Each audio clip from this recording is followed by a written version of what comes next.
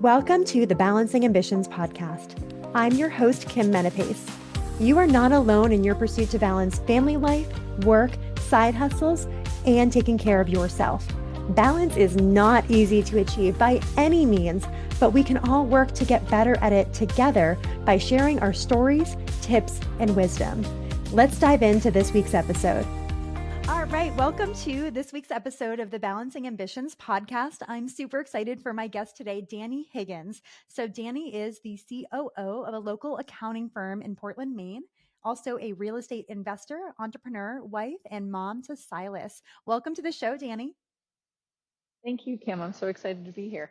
Yes, I love to start these episodes with how we became introduced. And I thought it was through my husband, Dave, given the connections in short-term rentals in Maine. But I think it was actually from Jess, our director of ops of our management company, and how she had gone to an event with you last May, I think. And then It was we last all night. jumped on. Yeah, it was last May. I can't believe it's been almost a year. And we all jumped on a Zoom to chat with four of the women from that are in a lot of these mentorship groups that we're in. So I think, is that the first time we actually officially met? I think so. I know we had just kind of been in circles, just hadn't connected. But what I remember most, like, of course, meeting you, I was so excited to meet you. I'd heard amazing things. But I remember us laughing. Didn't AI summarize our meeting that, like, we had talked about the weather or something? And it was like a jovial conversation about the weather. And I was like, what happened? Did you miss the mark? I just remembered this now. It had a summary about the weather, but I also got stung by a hornet on the Zoom call that was recorded. Remember that? I forgot about that until right now. So I legit have a recording of a hornet flying up my sleeve of my denim jacket and getting stung and having to get off the camera right away. I forgot about that. Good times, good times. I forgot. We actually found out what it was. A hornet nest had uh, started right outside our front door, and we got a lot of Amazon packages and Target deliveries for diapers and all that stuff. And that's where I think the hornets were getting in very frequently from the front door. Oh my god, that was so funny. That was our first meeting. I'd forgotten about that. Quite the first impression. I'm glad you remembered the weather. I remember the hornet staying up my arm. So Sense though, right? Like I feel like that leaves an impression. I've never been stung by a bee before. So or like stung by anything. oh, has your There's son? your random Yeah, uh random fun fact. mm, there's my random fun fact. No, he hasn't. But I mean like I feel like that's pending. You know, he's a toddler at this point. So this summer is like a whole new ballgame because he's mobile. So I feel like my days are numbered to be able to say he hasn't been stung. I think Logan, it was around 2 or so where he got stung by a bee, and yeah, I've been stung Mm. by everything, and I'm clearly not allergic yet, knock on wood, from various different bees, bald-headed wasps, yellow jackets, everything. So I feel like I'm pretty resilient, knock on wood. But yeah, it does come, and just like exposing them to everything, like the nut allergies and all the fun stuff that we're navigating as with our kids. So, all right, well, enough of an intro. It was quite epic, starting with the hornet sting. So, we'll dive into the topic at hand. So let's start first with what your career was when you first got out of school, because I think it's a really cool pivot from where you are today. Tell me more about that. Yeah, I've had quite the journey. What's fun is we're actually recording this on my 36th birthday, so like it's a fun moment to kind of look back and see what I've done. So my undergrad and my graduate work is in the medical field. I'm trained as a speech pathologist. So within that field, a lot of folks think about working with kiddos and language development, but I was actually more interested in working with adults with neurodegenerative diseases, swallowing disorders, things of that nature, folks who living with or stroke victims, um, those living with Parkinson's or Alzheimer's and dementia. So that was primarily the population that I worked with, and I absolutely loved it, loved it, loved it. Um, but and so let's see, how long was I there for? I think about 7 years I was in the profession. Yeah, it was a long time. And during that time, Sean, my husband, as you mentioned, he had started doing a lot of reading. He was really interested in real estate. We were living in Texas at the time. He was reading Rich Dad Poor Dad, like all the classics that really kind of get you thinking. And I was just adamantly not interested. I was like, I'm working on my graduate work. Like I was doing clinical rotations. I was like, nope, nope. And so finally, actually, this is a good story. He put a deal on it. He was like, all right, if you read this one book, I will never ask you to read another one. And if you don't want to do it, if you don't want to do this real estate thing, we won't do it. But you have to read this one book. And I was like, these are odds. Like like this looks pretty good for me. I was like, okay, I'll read it. Read the book. I got halfway through the book. And the book itself was give me we're gonna have to edit this to be shorter because I'm sure it was Scott French. I know that author's Oh, name. I can't remember the book. yeah, Scott Trench. Set for Life. Set for Life by Scott Trench. So the book was Set for Life by Scott Trench, which we were in our 20s at the time. So he wrote it when he was in his 20s. So it kind of like spoke. I don't know. It spoke to me.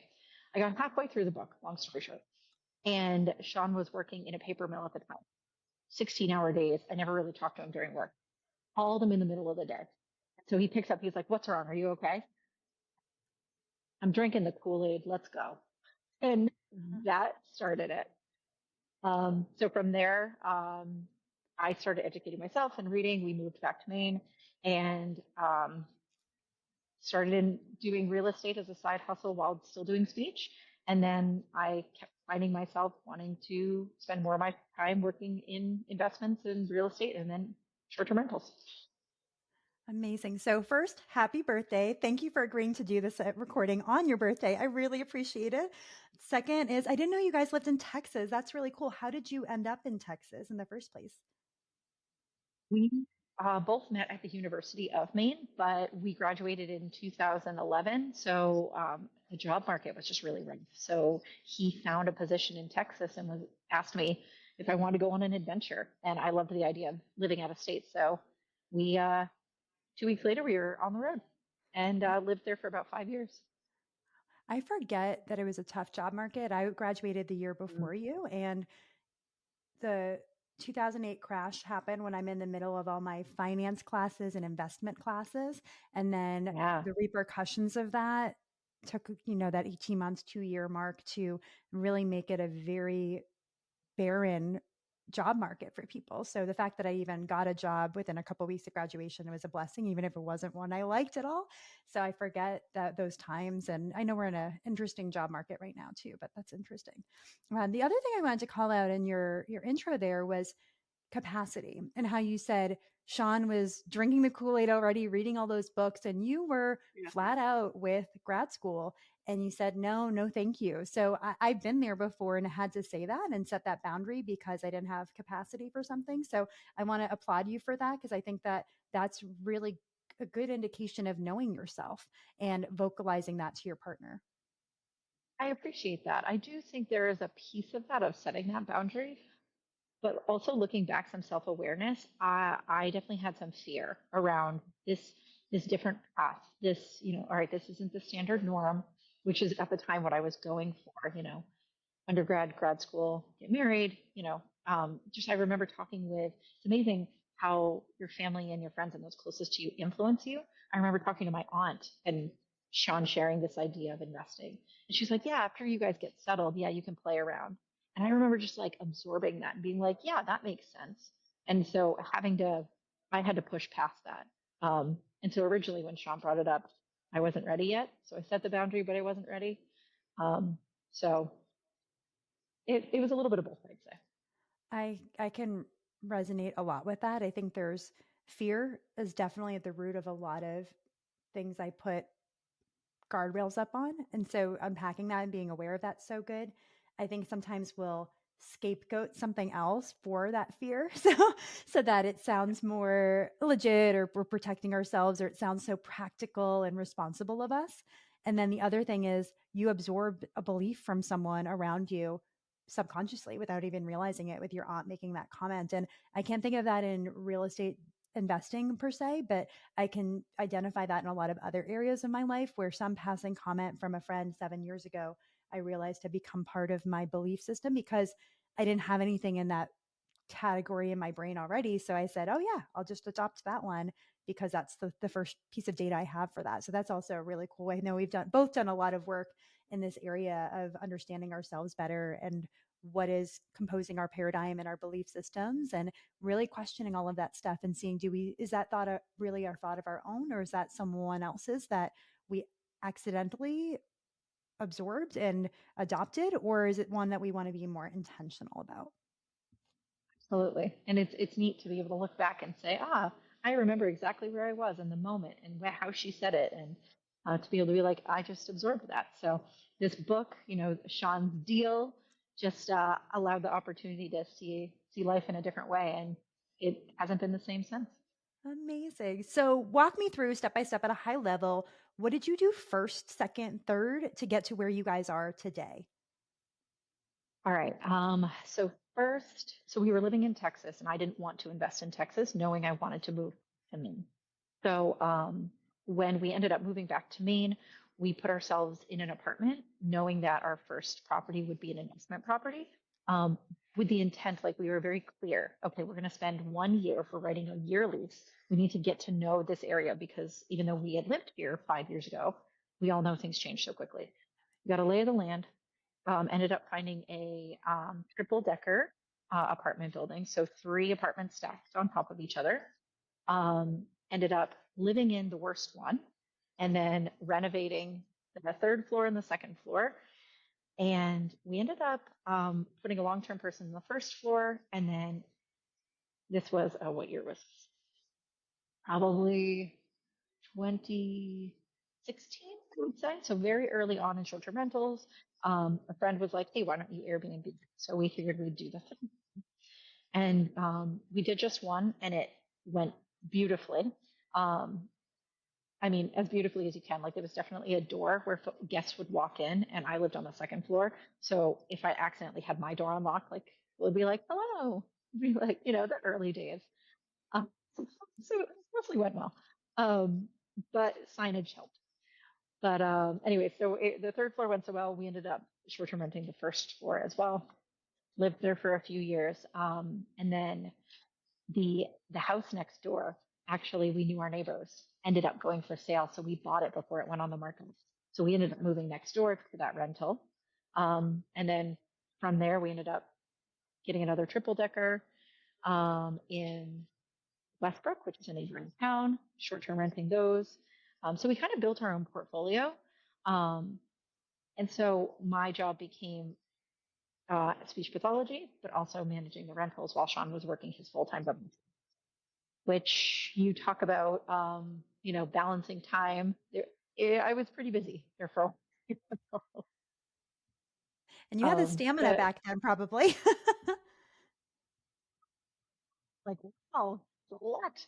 Um, but I'm grateful. There were people in locally who were able to kind of help out, and you refine. It started really messy, like people walking into your house, but then you refine and you get better and better to find systems, maybe. And it was the second year of WealthCon. That was the first year that I had gone. I had never heard of it before. And that was what kind of opened my eyes to, I don't have to be a sole person trying to navigate how to do this. There's actually a community here, and I can learn from people who are, light years ahead of me. Learn what I could be doing better. And what's really cool is 2016 is still very early stages of Airbnb, relatively speaking, to the circles we run in. So that's really cool that you were on the cutting edge of that. And I know Portland, Maine has gotten tighter around regulation around short-term rentals, I believe. And I think it has to be owner occupied like Boston. Can you keep me honest there? Is that accurate? Right. It's definitely stricter. What's nice is we were on the forefront. So the regulations are it can be a non-owner occupied, but so example, my free unit, two of them can be Airbnb, one has to be a long-term rental. And you have to make sure that you're on a list. In order to get on the list, there's only 400 issue to get in the year.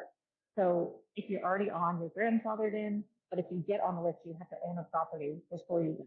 So there's kind of lag time for somebody looking to get into it in the city. So backing up a little bit about WealthCon that you just referenced. So there's an STR Wealth conference in Nashville that's been going on for the last 3 years now. I think this is the fourth year of it. So it started in 2022, I believe, is when Dave went to it. So yes, I think a lot of people were either running at several Airbnbs that they own themselves and want to run those better. Or like Dave and I, we were running one or two, and then we realized we could really hit on or put on our foot on the gas pedal and manage several properties for other people as well, because we already have a leg up on them. And there's a lot of people who want to own but not manage themselves. So that's been a great conference where a lot of the connections that we've run into in our circles in the last couple of years have come from some degree of separation from the people we met there. An amazing, amazing event. I'm so grateful that all the effort that goes into it, for putting it on. Um, I left feeling very inspired. I was there 2023. I remember I was 6 months pregnant, and I was like, okay, so I've just got to finish this project first, and then I'll be back.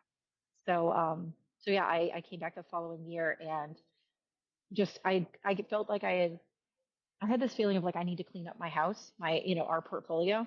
I left so inspired, but I left feeling like everything was everywhere. So we took the rest of that year and organized our portfolio and made some changes, some systems, et cetera. And then came back in 2024 and was like, had the same feeling of, okay, how do I do this for others? I And love since that. then, it's just my world has gone upside down from what it was before in such a great way. Good for you for going 6 months pregnant. We launched our first Airbnb when I was 6 months pregnant with our son, which now I look back and see how exhausting that was. And I'm glad we did it just before having kids, because I think it can be hard and daunting to sign up to start this and become a rookie when you have kids, because we both know how all consuming it can be with the toddler years. So good for you, though, for traveling to Nashville and yeah, doing all of that at 6 months pregnant. I admire you for that. Are you going this July to the fourth WellCon? Either. I need to double check the dates. I think I'll be coming from my marathon in Vermont, but I believe it'll be like I think it's the following week if I remember. I think it is July 23rd to 25th. So I'll put a link in the show notes for anyone who's interested. I think my husband Dave is going. I'm not sure if I'm going to go, given limited PTO, and we like to spend a lot of time in Cape Cod in the summer. But yeah, we'll definitely check it out if you're interested and you haven't been before. It's a great, great event. And let's actually segue into your marathon. So let's talk about this. So you have a personal goal of running a marathon. Where did this come from? And tell us about, yeah, where you're at with training and how you landed on this. Well, I've never done a marathon. I've done a half marathon. I was thinking about it last night. Actually, it's been over 10 years, so it's been a while. But I've done a few other events, but post my son Silas, who's 20 months now, I just hadn't found my rhythm in terms of movement and what was fitting for me. And so I realized rather than just trying to figure it out and dabbling, just making the decision to dive into something, even if it's not the right something, is better than living in the ambiguity. So I just picked a marathon and thought, well, I can do that. My husband inspired me a bit. Actually, he ran his first one in October. Um, so I was really, really proud of him for that and still am. But just inspired that, well, I can do this too. So you're doing a marathon. You're a few weeks into training. This one is in Vermont, I think on July 13th. I think it's on my son's birthday, if I recall correctly. So yeah, I'm super excited to watch your journey and see how this goes this summer. It's a really inspirational I think we're getting goal a lag. because it's hard to do this with young kids. It's great to have something to anchor us when we want to be healthy and fit and thriving, but if there's no goal, it can be really hard to get yourself out of bed and to put in the hours on the training that we want to do to get to that. So I think it's really good to really firm up a goalpost in the near future so that we have something to drive towards. So you're a few weeks into training, and I believe you said you're doing a Vermont marathon on July 13th, if I recall. Is that correct? That is correct. You've got it. So it'll be my first one. I'm doing the Mad Marathon, which just sounds kind of fun. So it's a very rural marathon. I'm excited to give it a shot. I've been doing a lot of hill training, and also thing I've learned is just it's okay to not be good at everything, but when you're not, be really honest and like surround yourself with people who love something about it. So for me, I am working with a nutritionist to make sure I'm fueled the way I need to be, and I'm starting to work with a running coach as well, just to make sure I'm pacing myself appropriately. So um, yeah, I feel really supported, and I know it's going to be great.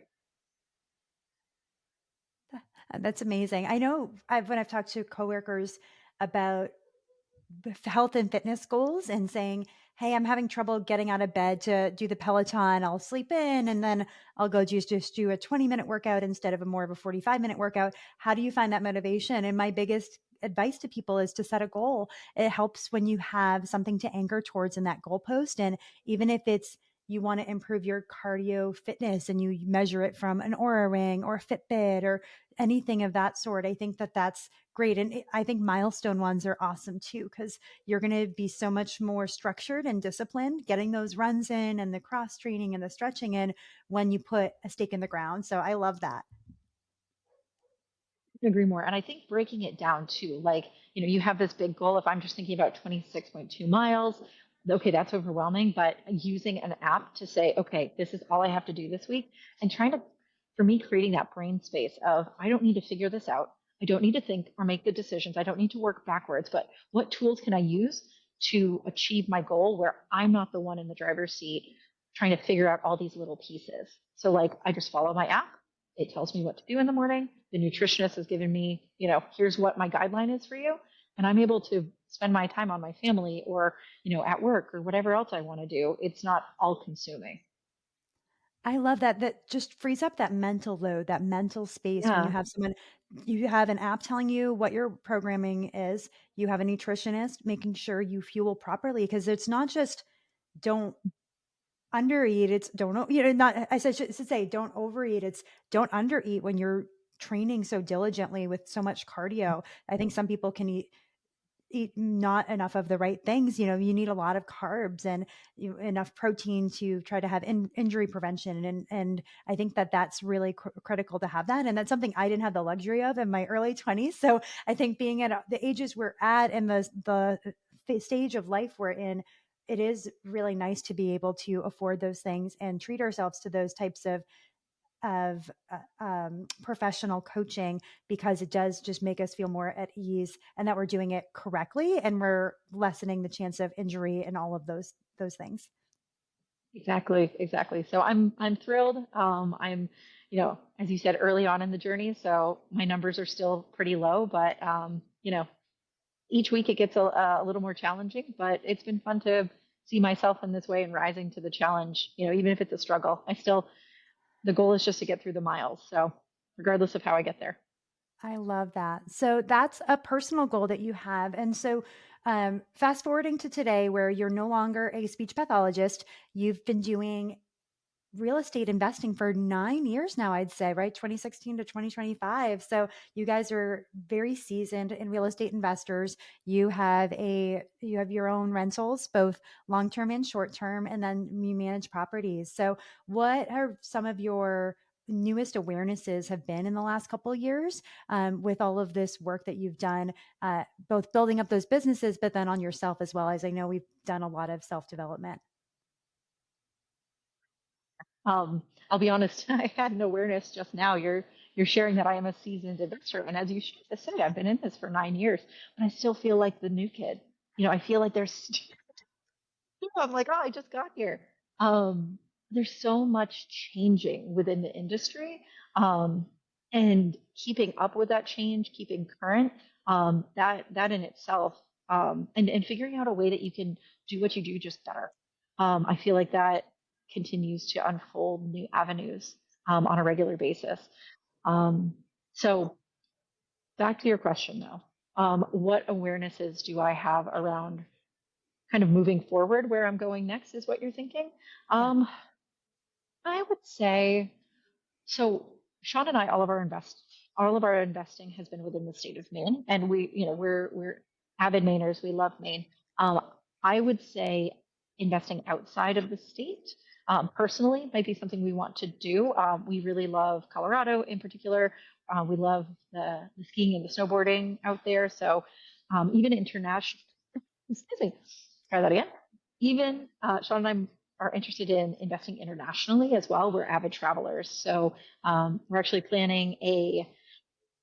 is a 6 week trip in the winter next year to New Zealand. So we're working on that. But how wonderful would it be to have a space there that we can offer others, that we can enjoy ourselves, to kind of beat the winter blues? So I would say exploring investing outside of the country or outside of the states would probably be is on our horizon. That's such a cool goal. And I hadn't thought of investing in New Zealand. I know you guys are planning to go there for 6 weeks next winter, but even owning property there, that's a really cool thing to explore and possibly do in the near future. I think that's awesome. It's just I don't know. In, I think about it like we one of our properties is in or on Mount Desert Island, and we both love Mount Desert Island. Acadia National Park is there, but investing in a different place that isn't drivable, it's been a unique way to connect with the community there. So I've met local people, figuring out what the cadence is of the town, and actually being able to give back there. What a cool opportunity to do just a little further away. Yes, I think that the more you embrace getting to know the community and the culture of that area and fostering true, honest connections there, the better it goes. If you come in like a stranger and keep a distance and don't do that, I think it just is less fun and a lot harder and an uphill battle. And that's what I've observed with this industry. Couldn't agree more. Couldn't agree more. It all comes back to people. Like, just do right by people, and that means when you're in a community, get to know the people. What do they like? What happens? How can you bring value?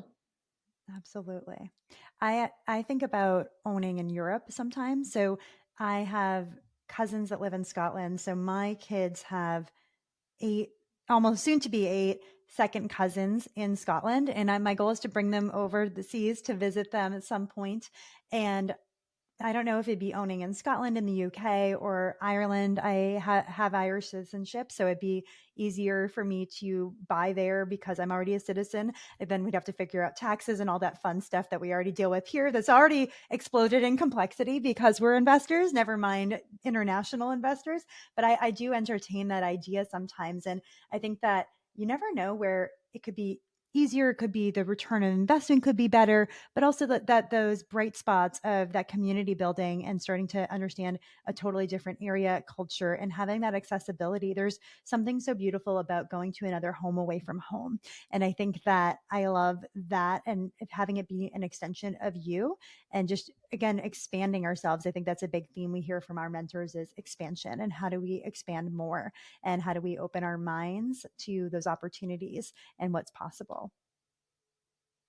Exactly, exactly. So I think the horizon's bright. I'm excited to see where it ends up going. Awesome. All right. Well, I want to be respectful of your time so we can bring this home. So, the final question is well, I guess I have two final questions. One is, how do people get in touch with you? But the real final question is, do you have any tips or advice for people who are trying to balance multiple facets of their life and want to be high achieving in each of those?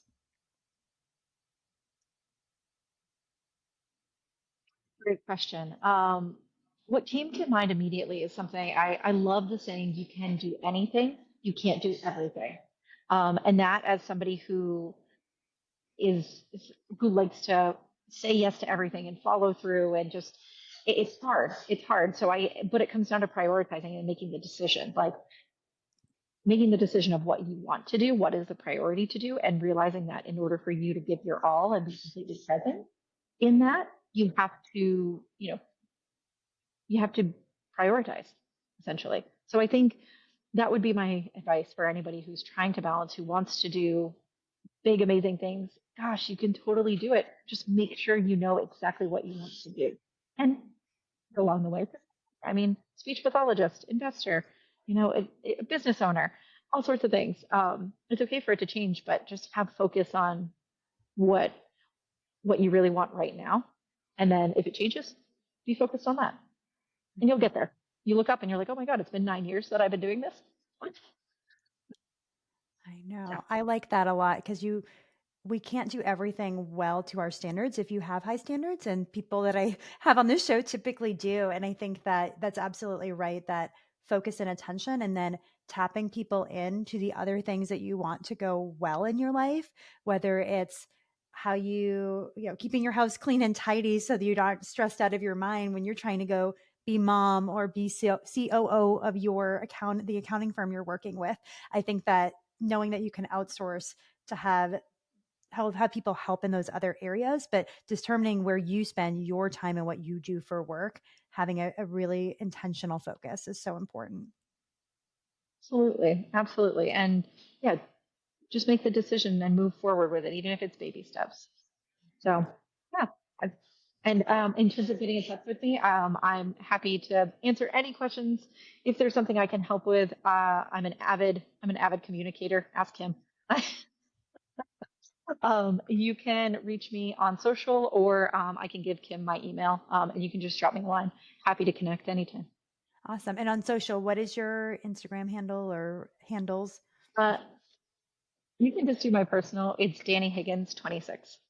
Awesome. Well, thank you so much for joining today, Danni, and happy birthday. Hope you're doing amazing things to celebrate today with the family. Thank Really you. appreciate you taking the time out of your to the day to join us.